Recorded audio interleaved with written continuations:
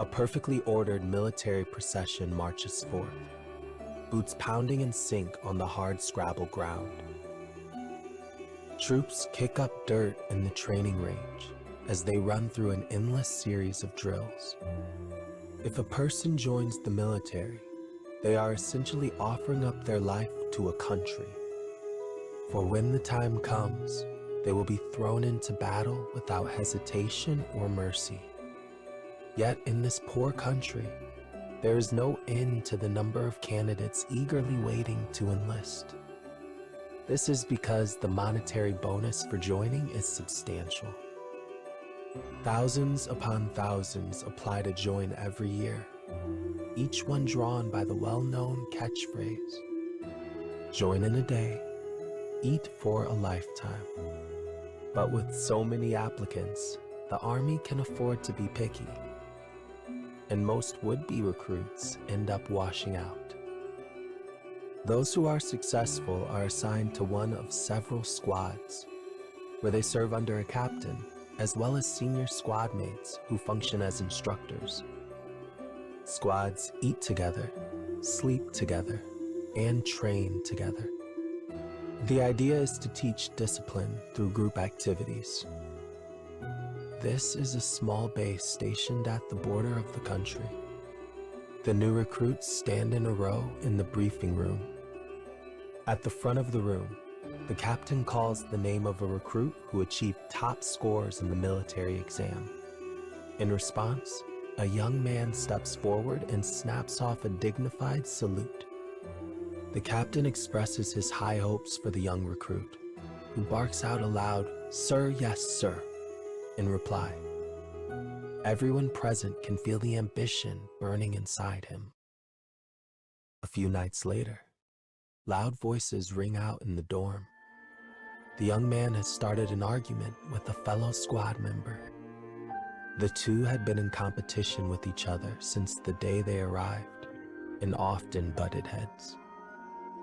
Yet while the young man had a reputation for arrogance and was generally avoided by his fellow soldiers, he managed to form a sort of relationship with the other man, despite their rivalry. He was his friend, perhaps his only friend. As their argument heats up, the other soldiers gather around and egg them on, clearly enjoying the show. "You're always so goddamn selfish," cries the friend. He is angry, almost quaking with rage. Yet the young man is equally furious. "Yeah, well, I actually have things I want to achieve." The argument quickly turns violent, forcing the other soldiers to intervene. But they have trouble pulling the two apart. The fight ends as suddenly as it began when a door opens. The moment the squad catches sight of their captain, they grow silent and fall in at perfect attention. The captain just mutters and shakes his head at the pair before ordering them to clean the storage room as punishment. The senior who was responsible for instructing the pair is also ordered to pitch in, and his irritation is clear. When they reach the storage room, they find it in a state of extreme disarray. "Can't believe the damn captain is making me do this," grumbles the young man. "I mean, this is grunt work. What's even the point?" "Move your hands, not your mouth," responds the instructor. Accepting punishment is part of being a soldier. The silence of his fellow squad mates as they clean only spurs the young man's irritation further. "This is stupid. I have things I have to accomplish. I need to fight. I need to win a Medal of Honor." A Medal of Honor. It is the highest honor awarded by their country, given only to soldiers who accomplish greatness. Those who receive it are said to be destined for success. "I'm going to be the best," continues the young man, "and everyone else is going to know it." Though many members of the Army enlist for the cash bonus, the young man joined only to fulfill the ambition in his heart. But this is the first time he's ever told his squad mates about his true goals. He has skill to spare in the military arts, so it's clearly not some flash-in-the-pan ideal. The relief he feels at finally expressing it is palpable. His speech made, the young man makes to leave the storage room. When his friend reminds him their work has only begun, he keeps walking and says, "My part's done. I'm going to sleep." Ambitious goals cannot be achieved alone. It takes the work of those who walk beside us. This is clearly a lesson the young man has yet to learn. The remaining two soldiers in the storage room smile wryly at each other, each of them silently mulling over this very thought.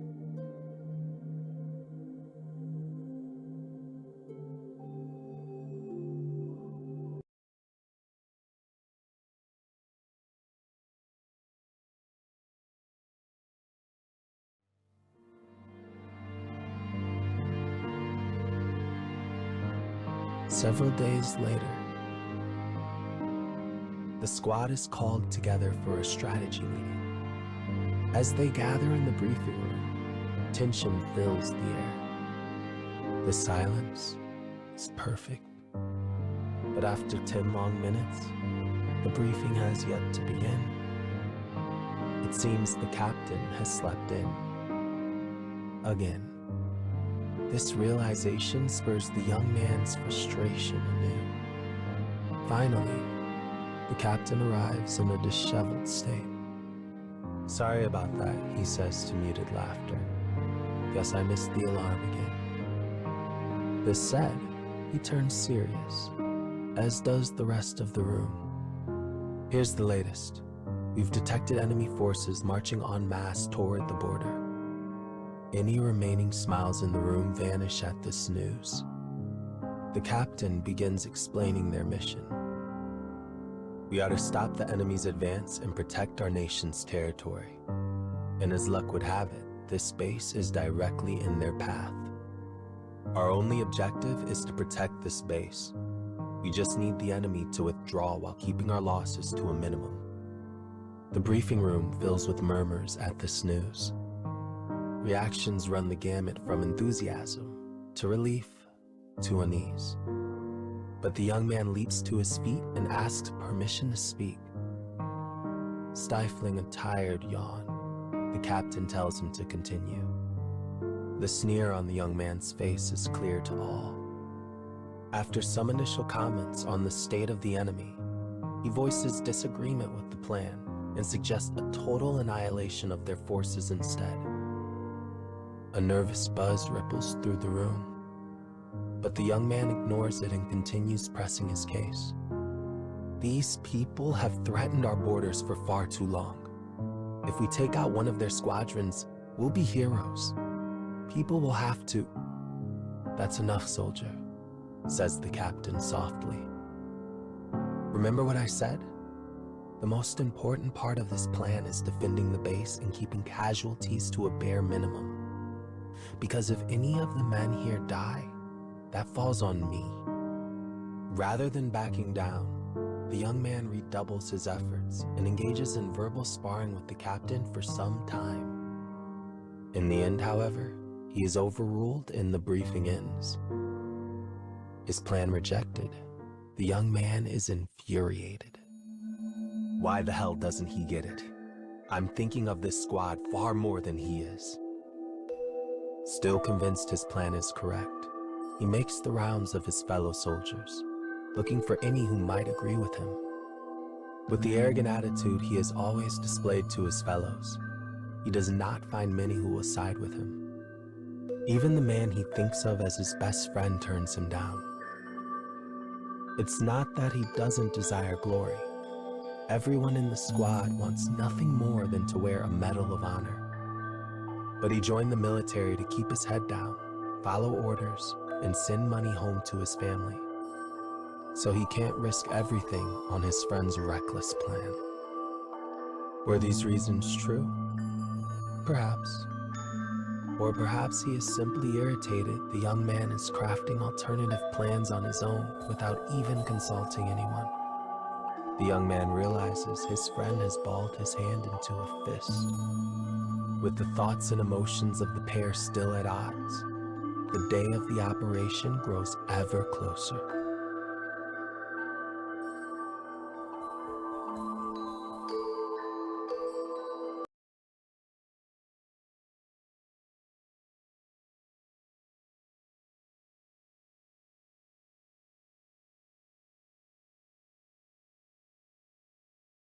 The battlefield is silent. It's almost impossible to believe a war ever raged here. All the young man can hear is his own ragged breath.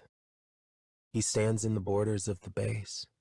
Scattered before him are countless numbers of corpses. There is no doubt who they are. 4 hours earlier, the enemy arrives at the base, and the battle begins. The squad digs in and defends the base from the enemy, just as the captain ordered. But the young man, impatient with this war of attrition, decides to commence with his own plan. Taking advantage of the terrain surrounding the base, he launches a surprise attack that takes out half the enemy in a single swoop. He is joined by a handful of soldiers who see things his way, and though many of them fall in battle, their bold tactics force the enemy to initiate a full retreat. As he watches his foes scatter, the young man grins. "I was right," he whispers. "I was right." Though his squad had not accomplished much in battle until now, they are sure to earn praise for this great victory. He is one step closer to his Medal of Honor. With those thoughts in his mind, he returns to the base. But the sight waiting for him there is a hellscape. His squad mates, all of them, lie dead or dying on the ground. Dumbfounded, he wanders among their bodies, the smell of burnt flesh and blood and gunpowder stinging his nostrils. It is the most horrific sight the young man has ever seen. He forces his breathing to slow and resists the urge to vomit. "It's okay," he tells himself. "It's okay." And though his legs feel heavy and false, he forces them to carry him forward. But then his foot catches on something and he tumbles to the ground. At his feet is one of his squad members, heavily injured and covered in dirt and debris from an explosion. It is his instructor. Though he still breathes, it is with great difficulty, as he is bleeding from multiple wounds. "Hey, wake up." Realizing the young man is speaking to him, the instructor manages to open a single eye. It roves about blindly for a moment before finally settling on the figure of the young man. "You attacked the enemy. Knew you would. The captain tried to save you. He changed our formation, and now look at us." With that, the instructor draws one last, hitching breath before falling silent forever. "The captain did this for me," thinks the young man. "But I always caused him so much trouble." Unable to accept his instructor's death, the young man wanders the battlefield in a haze, searching for his captain. Instead, he finds what remains of his only friend. An explosion has blasted off most of his left leg, leaving a pool of blood at the base of the stone. "Good to see you're in one piece," says his friend. The fact he is still able to make jokes in such a condition is remarkable. The young man begins stammering out an apology. I'm sorry. I just wanted..." "I know," whispers his friend. "I wanted one too. Said this was for my family." that medal sure would have been nice. With that, he speaks no more. Tears begin to run from the young man's eyes as he sets off again in search of his captain. He sees bodies, bodies, bodies, each one bearing a familiar face. Finally, he sees the captain and runs to his side. He calls out to him again and again, but the man makes no response. "Sir, I didn't mean..." He grasps the captain's ravaged hand.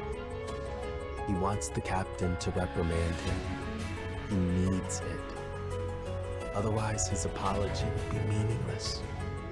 There's so much to say. He made a horrible mistake. He'd been wrong where the captain had been right, but he can scarcely force two words together. And the tears that pour down his face only make things harder.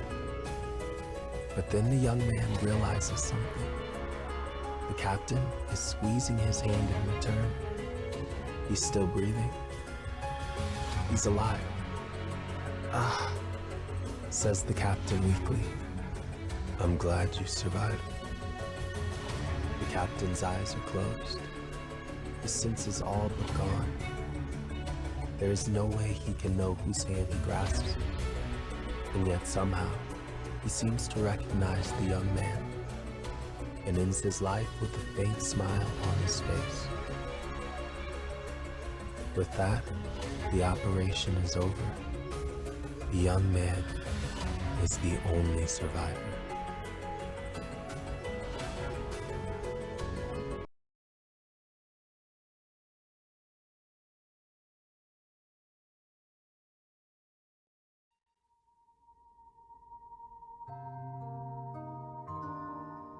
Though it came at the cost of everything, the young man is finally a hero. For despite the sacrifices required, the enemy had withdrawn. The young man is given time off to recuperate, which is how he finds himself with nothing to do.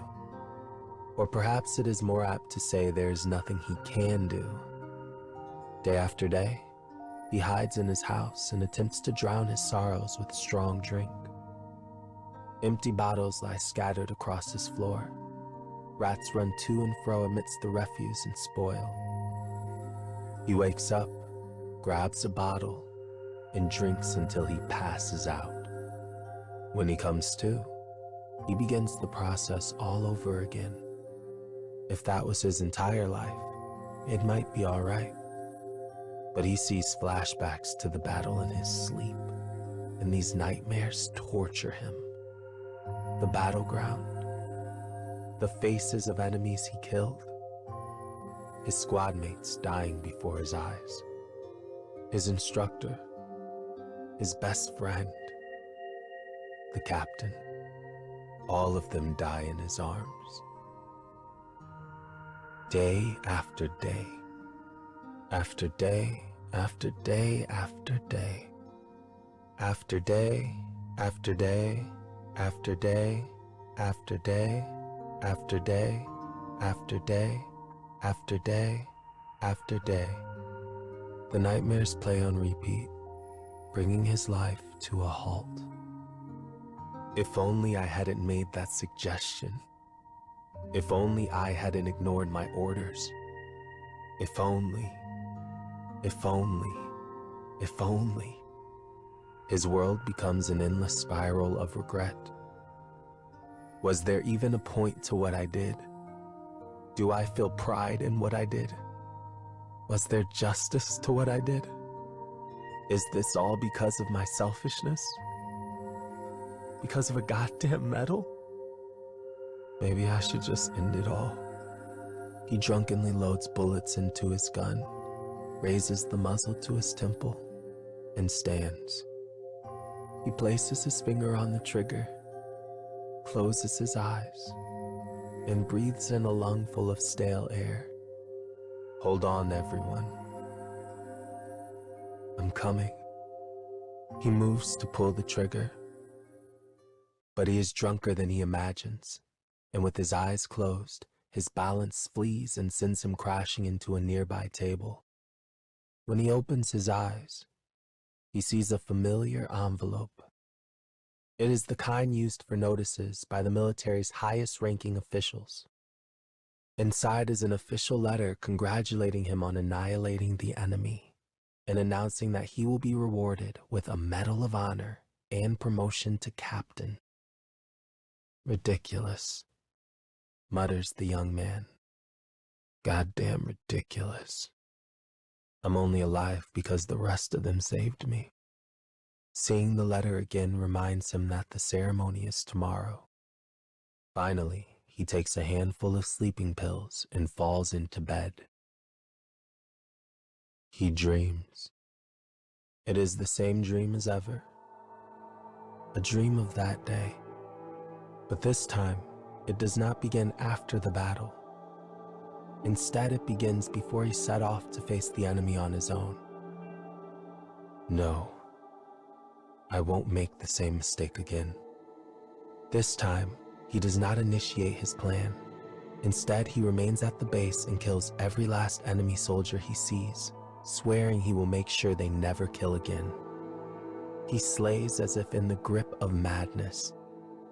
Enemy soldiers fall, so many he cannot count their number. But it doesn't matter. He will do anything to save his brothers. Suddenly, he looks out and sees the faces of the people he has been slaughtering. They are all part of his squad.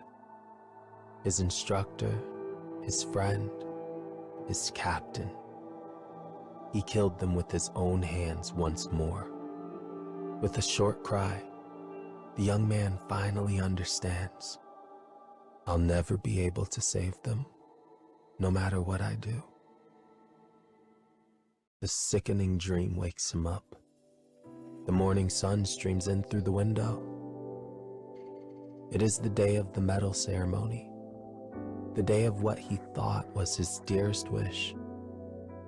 What meaning can there be in someone who wiped out his own squad accepting a medal? How can he face their memory? And when the ceremony is over, he will be a captain, a leader with troops of his own. What do I do, Captain? How do I atone for my sins? He asks himself this as he puts on his formal dress uniform. As he stares at himself in the mirror for the first time in a very long while, he sees how emaciated he has become. With heavy steps, he turns his back on the ghost in the glass and makes his way to the ceremonial venue, almost as though it is his redemption.